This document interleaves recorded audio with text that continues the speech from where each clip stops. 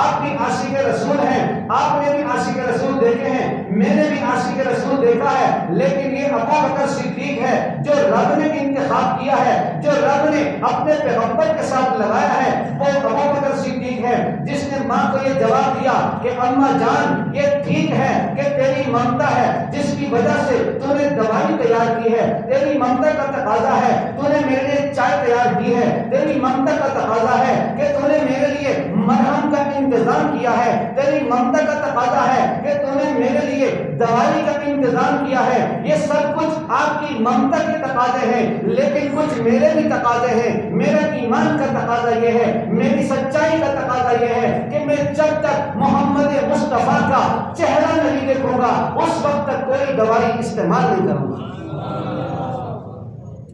یہ ابو بکر صدیق ہیں۔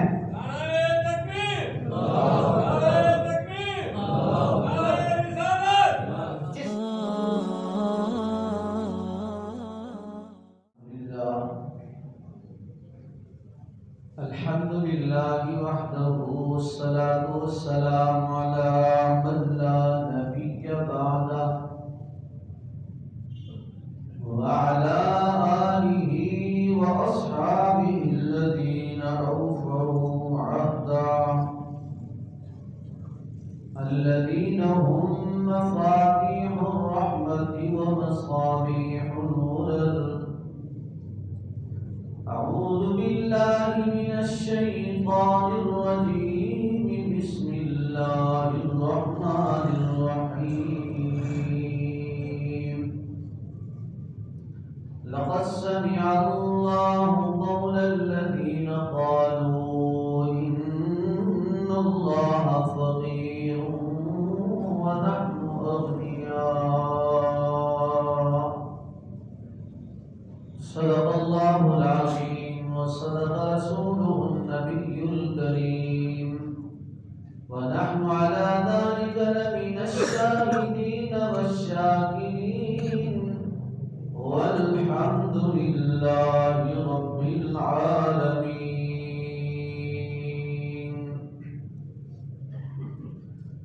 رب اشرح لي صدري ويسر لي أمري واحلل عقدة من لساني يفقهوا قولي، رب زدني علما، رب زدني علما، رب زدني عملا، سبحانك لا علم لنا إلا ما علمتنا إنك أنت العليم الحكيم۔ درود شریف۔ اللهم صل على محمد وعلى آل محمد كما صليت على إبراهيم وعلى آل إبراهيم إنك حميد مجيد۔ اللهم بارك على محمد وعلى آل محمد كما باركت على إبراهيم وعلى آل إبراهيم إنك حميد مجيد۔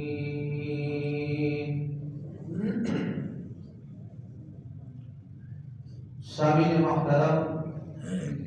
انتہائی قابل احترام گرامی قدر بزرگوں، عزیز دوستوں،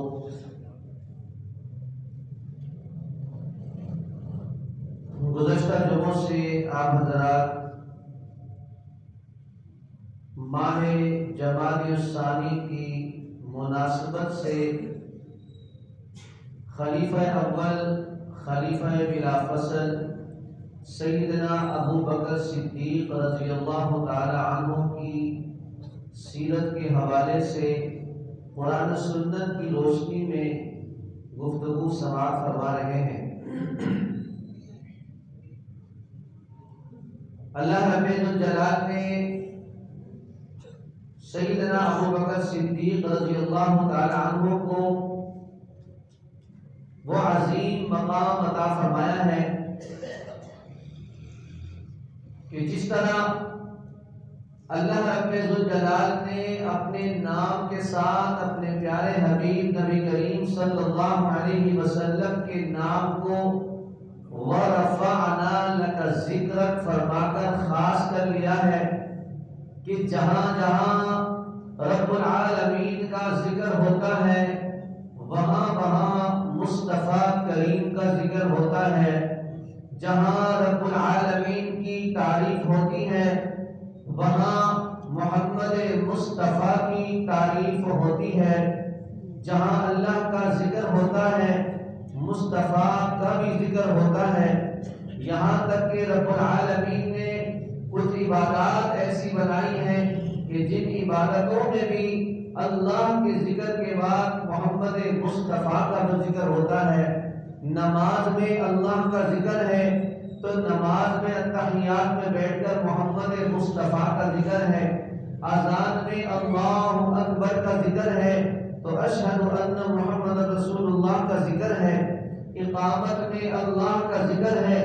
تو محمد مصطفیٰ کا بھی ذکر ہے۔ نماز جنازے میں آپ دیکھتے ہیں کہ جہاں اللہ کا ذکر ہے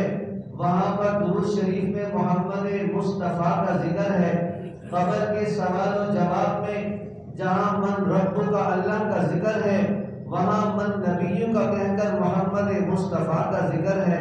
تو رب العالمین نے اپنے پیارے حبیب صلی اللہ علیہ وسلم کو یہ خصوصیت عطا فرمائی تھی کہ جہاں جہاں بھی اللہ کا ذکر ہوگا تو محمد مصطفیٰ کا بھی ذکر ہوگا۔ اگر فرشتوں کی زبان پر رب العالمین کا ذکر ہوگا تو فرشتوں کی زبان پر محمد مصطفیٰ کا بھی ذکر ہوگا۔ اگر انسانوں کی زبانوں پر اللہ کا ذکر ہوگا تو آقا دو عالم صلی اللہ علیہ وسلم کا بھی ذکر ہوگا۔ اگر آسمانوں پر رب العالمین کا ذکر ہے تو وہاں محمد مصطفیٰ کا بھی ذکر ہے۔ اگر حیوانات کی زبان پر اللہ کا ذکر ہے وہاں محمد مصطفیٰ کا ذکر ہے۔ جمادات و نباتات میں جہاں اللہ رب العزت کا ذکر ہے وہاں محمد مصطفیٰ کا بھی ذکر اور ادب ہے۔ تو رب العالمین نے اپنے نام کے ساتھ ساتھ محمد مصطفیٰ کے نام کو ساتھ ملایا، اسی کو قرآن نے کہا کہ وَرَفَعْنَا لَكَ ذِكْرَكَ کہ محبوب ہم نے آپ کے ذکر کو اونچا کر دیا۔ اسی طرح اس کا ایک مقصد یہ بھی تھا کہ جناب آدم علیہ السلام سے لے کر حضرت عیسیٰ روح اللہ تک ہر نبی میرے اللہ کی وحدانیت کا گواہ ہے، رب العالمین کی الوہیت کے گواہ ہے، رب العالمین کے قدرت کی نشانیوں کے گواہ ہے۔ اور آقا دو عالم صلی اللہ علیہ وسلم کو رب العالمین نے انبیاء کی صف میں یہ خصوصیت عطا فرمائی کہ سارے انبیاء اللہ رب الجلال کی قدرت اور نشانیوں کے گواہ ہیں، لیکن وہ نشانیاں دیکھ کر گواہی دے رہے ہیں، اور محمد مصطفیٰ صلی اللہ علیہ وسلم اللہ کی وحدانیت کی، جلالت کی، قدرت کی اور اللہ کی عظمت کے گواہ ہیں، لیکن میرے محمد مصطفیٰ اللہ رب الجلال کے چشم دید گواہ۔ معراج کے موقع پر نبی کریم صلی اللہ علیہ وسلم کو رب العالمین نے آسمانوں پر بلا کر عرش معلیٰ پر مہمان بنا کر دنیا کائنات کو بتا دیا ہے کہ آدم علیہ السلام سے لے کر جناب عیسیٰ روح اللہ تک سارے نبی میری وحدانیت اور الوہیت کے گواہ ہیں، لیکن عرش اور آسمان کے نیچے نیچے لیکن آقا دو عالم صلی اللہ علیہ وسلم کو رب نے یہ شان بخشا کہ معراج کے موقع پر عرش معلیٰ پر بلا کر اور آپس کی گفتگو فرما کر دنیا پر واضح کر دیا ہے کہ یہ محمد مصطفیٰ بھی میرے گواہ ہیں، لیکن یہ نشانیاں کے نہیں، یہ میرے چشم دید گواہ۔ تو رب العالمین نے اپنے حبیب کے لیے بھی ایک خاص بندے کو چنا، اپنے پیارے حبیب صلی اللہ علیہ وسلم کی گواہی کے لیے ایک بندے کو چنا، آپ کی نبوت کی گواہی کے لیے ایک خاص بندے کو چنا،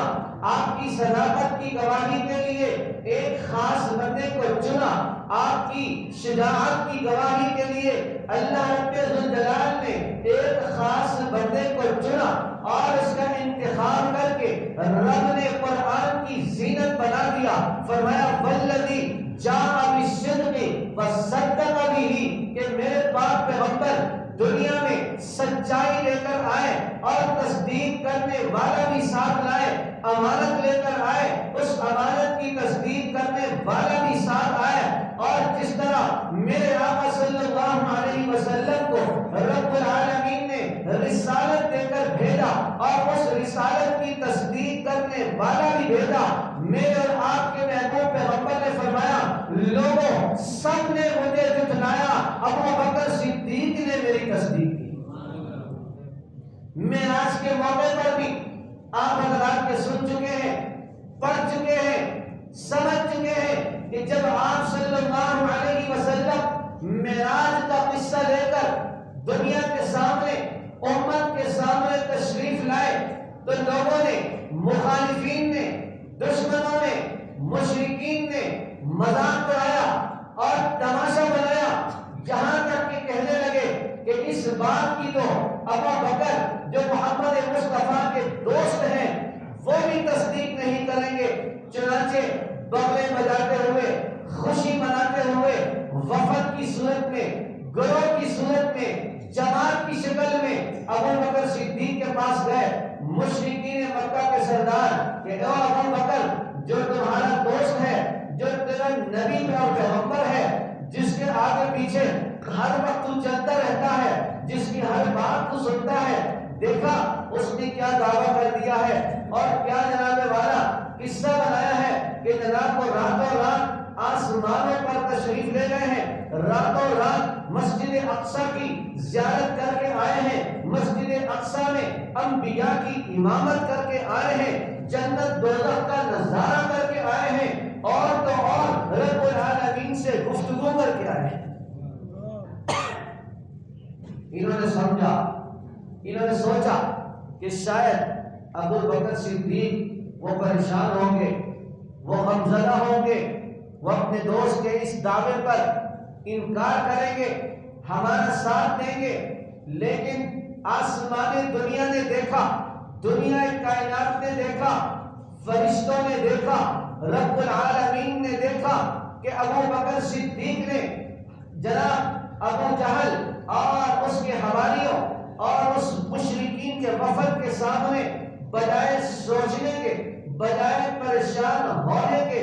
برجستہ فوراً گویا کہ فیل بدی اس بات کی تصدیق کر دی کہ جناب میرے اور تیرے لیے، میرے اور تمہارے لیے یہ بات تو مشکل ہے، لیکن محمد مصطفیٰ نے اگر اس بات کا دعویٰ کیا ہے تو ابو بکر صدیق اس کی تصدیق کرتا ہے۔ یہاں سے صدیق اکبر کا لقب ملا کہ ابو بکر صدیق تو ہے لیکن صدیق اکبر بھی بن گئے، بہت بڑے سچے کہ رب العالمین نے ان سچائی کو دنیا کائنات میں پھیلانے کے لیے ابو بکر صدیق کا انتخاب فرمایا سب سے پہلا کلمہ پڑھا ابو بکر صدیق نے، سب سے پہلے میرے آقا صلی اللہ علیہ وسلم کا ساتھ دیا تو ابو بکر صدیق نے سب سے پہلے بیت اللہ میں جا کر مشرکین کے سامنے اور مخالفین کے سامنے، دشمنوں کے سامنے اسلام کی دعوت دی، وعد و نصیحت کی تو ابو بکر صدیق نے، اور اس وعد و نصیحت کی پاداش میں، اللہ کا نام لینے کے پاداش میں، محمد مصطفیٰ کے کلمے کو بلند کرنے کے پاداش میں، محمد مصطفیٰ کے ساتھ سچی محبت اور عشق و عقیدت رکھنے کے پاداش میں مشرکین مکہ سے مار کھائی ہے تو ابو بکر صدیق نے، اور اس مار کے نتیجے میں ہوش کھو گئے تھے، بے ہوش ہوئے تو ابو بکر صدیق نے، اور شام کو جیسے ہی ہوش آیا، آپ کی والدہ ساتھ ہیں، گھر والے ساتھ ہیں، جناب والا دوست احباب ساتھ ہیں، جیسے ہی آنکھ کھلتی ہے سب سے پہلے اگر زبان مبارک سے آتا ہے کہ میرے نبی کا کیا حال ہے تو یہ ابو بکر صدیق ہیں، اپنی زخموں کو بھلا کر، بے ہوشی کو بھلا کر، مار پیٹ کو بلا کر، تشدد کو بلا کر اور لوگوں کی دشمنی کو بلا کر اگر اپنے پیغمبر کو یاد کرتے ہیں، پیغمبر کی خیریت دریافت کرتے ہیں، یہ ابو بکر صدیق ہیں۔ جب ماں نے کہا کہ ابو بکر تیرے جسم پر زخم آئے ہیں، تیرے جسم پر ورم آیا ہے، تو بے ہوش ہو گیا تھا، لہذا میں نے تیرے لیے یہ دودھ گرم کیا ہے، میں نے تیرے لیے یہ دوائی تیار کی ہے، میں نے تیرے لیے یہ مرہم تیار کیا ہے، میں نے تیرے لیے جناب یہ قہوہ بنایا ہے، گویا یہ چائے بنائی ہے۔ خدا را اپنے بیماری کو دیکھیے، اپنے زخموں کو دیکھیے، اپنے جسم کے اوپر تشدد کو دیکھیے، اپنے ساتھ ہونے والے ظلم کو دیکھیے اور میری بات مانیے، دوائی استعمال کیجئے، گرم دودھ پی لیجئے، یہ قہوہ پی لیجئے، یہ مرہم لگا لیجئے۔ ابو بکر صدیق دنیا کائنات کے سامنے عشق دکھانا چاہتے ہیں، محبت دکھانا چاہتے ہیں، حقیقت دکھانا چاہتے ہیں۔ کیوں کہ اس لیے میں بھی عاشق رسول ہوں، آپ بھی عاشق رسول ہیں، آپ نے بھی عاشق رسول دیکھے ہیں، میں نے بھی عاشق رسول دیکھا ہے، لیکن یہ ابو بکر صدیق ہے جو رب نے انتخاب کیا ہے، جو رب نے اپنے پیغمبر کے ساتھ لگایا ہے، وہ ابو بکر صدیق ہے جس نے ماں کو یہ جواب دیا کہ اماں جان یہ ٹھیک ہے کہ تیری ممتا ہے جس کی وجہ سے تو نے دوائی تیار کی ہے، تیری ممتا کا تقاضا ہے تو نے میرے لیے چائے تیار کی ہے، تیری ممتا کا تقاضا ہے کہ تو نے میرے لیے مرہم کا انتظام کیا ہے، تیری ممتا کا تقاضا ہے کہ تو نے میرے لیے دوائی کا انتظام کیا ہے۔ یہ سب کچھ آپ کی ممتا کے تقاضے ہیں، لیکن کچھ میرے بھی تقاضے ہیں۔ میرا ایمان کا تقاضا یہ ہے، میری سچائی کا تقاضا یہ ہے کہ میں جب تک محمد مصطفیٰ کا چہرہ نہیں دیکھوں گا اس وقت تک کوئی دوائی استعمال نہیں کروں گا۔ یہ ابو بکر صدیق ہیں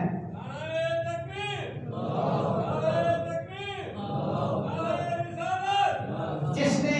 اپنے آقا صلی اللہ علیہ وسلم کے ساتھ محبت کو، عقیدت کو اور آپ کے ساتھ عشق کو دنیا کے سامنے واضح کر دیا کہ صرف کھانا پینا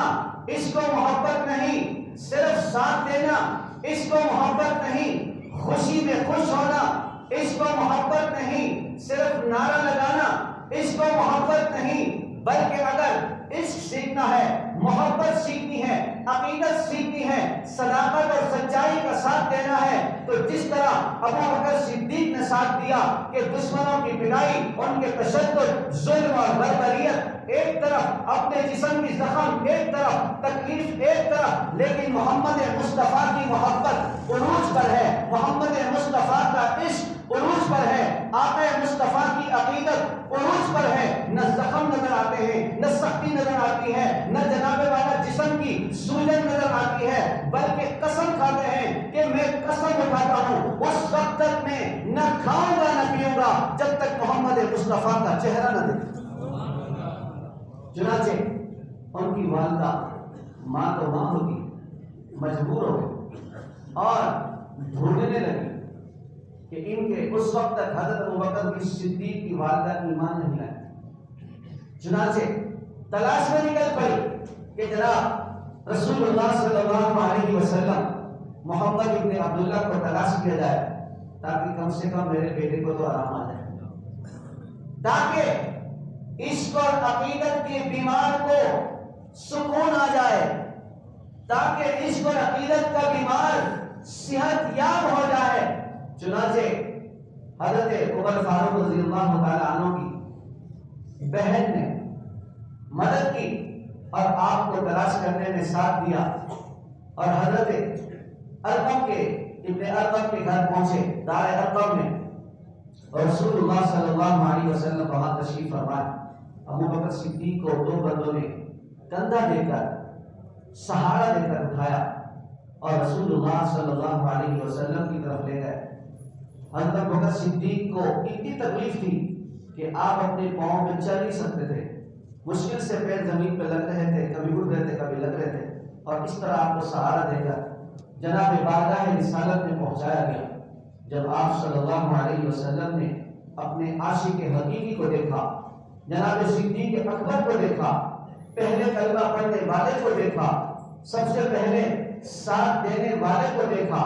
سب سے پہلے تصدیق کرنے والے کو دیکھا، سب سے پہلے اپنا مال قربان کرنے والے کو دیکھا تو آقا کی آنکھوں سے آنسو جاری ہو گئے. آپ نے اپنے سینے سے لگایا, پیشانی پہ بوسہ دیا اور فرمایا ابو بکر اتنی تکلیف تھی, میرے پاس کیوں آئے؟ مجھے پتہ چلتا تو میں آپ کے دروازے میں خود ہی حاضر ہو جاتا.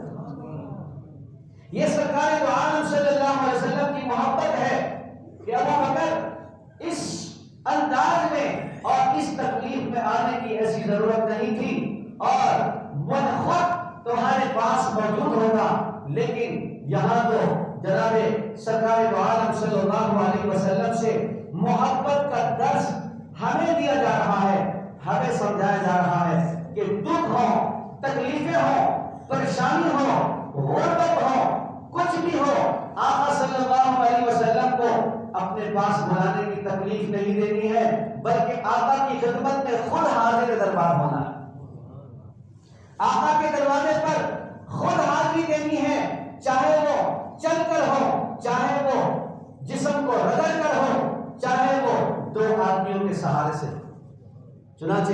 صدیق اکبر نے تمام عاشقان رسول کو یہ درس دیا کہ صحت تندرستی تو الگ بات ہے,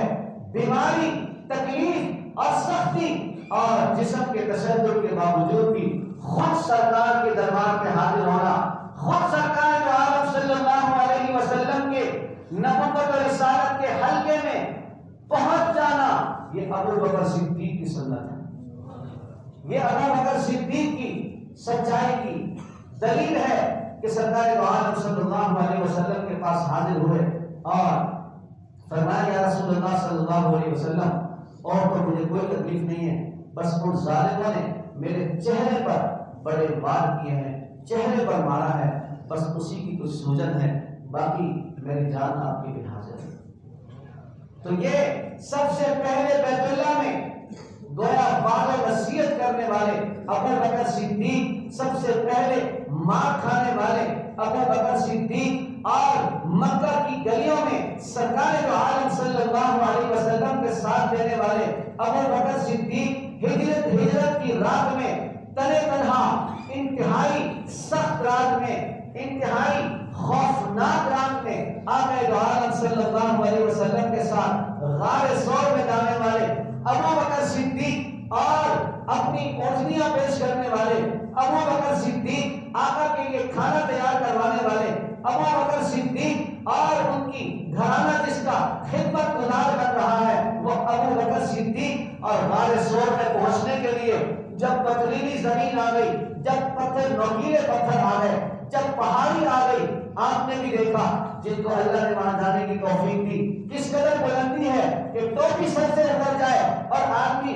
سوچ سوچ کے اوپر جانے کو سوچتا ہی رہ جائے. لیکن یہ ابھی 2023 کی بات ہے, 1400 سال 1450 سال پہلے جب وہاں کوئی راستہ نہیں تھا, جب وہاں کوئی جناب والا اشارہ نہیں تھا, پہاڑ ہی پہاڑ تھا, پتھر ہی پتھر تھے, دشواریاں ہی دشواریاں تھی. ابو بکر صدیق نے عرض کیا یا رسول اللہ, میں دیکھتا ہوں کہ آپ کے پاؤں مبارک میں پتھر لگ رہے ہیں اور آپ کے پاؤں مبارک میں زخم آ جائیں گے. چنانچہ ابو بکر صدیق کو یہ گوارا نہیں ہوگا کہ محمد مصطفیٰ کے پاؤں کے تلوے میں ایک کانٹا بھی ضرور ہے. چنانچہ ابو بکر صدیق نے سرکار دو عالم صلی اللہ علیہ وسلم کو اپنے کندھوں پر اٹھایا, اور جناب سمجھنے والے, دیکھنے والے سمجھتے ہیں, جاننے والے جانتے ہیں کہ جو آدمی کندھے پر بیٹھتا ہے تو جو نیچے اٹھانے والا ہوتا ہے, اوپر بیٹھنے والے کا ہاتھ اس کے سر پر ہوتا ہے. کندھے پہ بیٹھنے والے کا ہاتھ کندھے پہ اٹھانے والے کے کہاں ہوتا ہے, سر پہ ہاتھ ہوتا ہے. اور دنیا مخالفت کرتی ہے کہ خلیفہ بلا فصل نہیں ہے, خلیفہ بلا فصل نہیں ہے. اور جاہلوں دیکھو غار ثور میں جاتے ہوئے صدیق اکبر اور محمد مصطفیٰ کے درمیان میں کوئی فاصلہ نہیں, اس وقت بھی بلا فصل ہے اور خلیفہ بلا فصل ہے. اس وقت تو اور بات ہے, آج بھی جنت میں ما بین بیتی و منبری روضۃ من ریاض الجنہ, میرے گھر اور میرے منبر کے درمیان کا ٹکڑا جنت کے باغوں میں سے ایک باغ ہے. آج بھی جنت کے اس ٹکڑے میں ابو بکر صدیق میرے محمد مصطفیٰ کے ساتھ بلا فصل، اس وقت کی بلا فصل تھے، آج بھی بلا فصل ہیں اور قیامت تک بلا فصل رہیں گے. اللہ رب الجلال سے دعا ہے کہ رب کریم ہمیں بھی ابو بکر صدیق رضی اللہ تعالی عنہ کی محبت، عقیدت اور عشق میں سے کچھ تھوڑا سا حصہ نصیب فرمائے. وآخر دعوانا ان الحمد للہ رب العالمین.